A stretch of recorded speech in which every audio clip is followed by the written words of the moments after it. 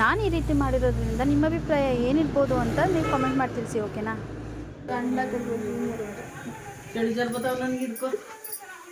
ನಾನು ಏನು ಮಾಡಬೇಕು?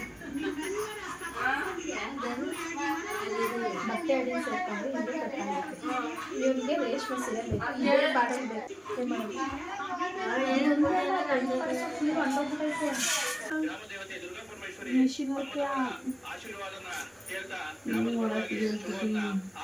ಏನು ಮಾಡಲಿ?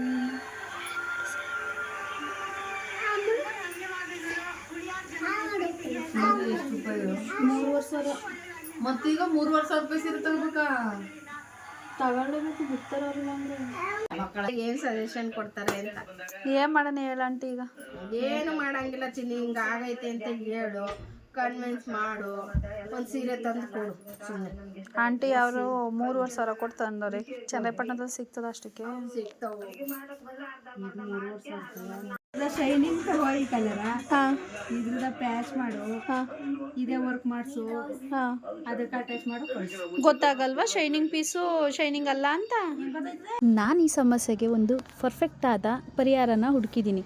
ಸೊ ನಿಮಗೆ ಯಾವ ಥರ ಅಭಿಪ್ರಾಯ ಅಂತ ನನಗೆ ಕಮೆಂಟ್ ಮಾಡಿ ತಿಳಿಸಿ, ಓಕೆನಾ?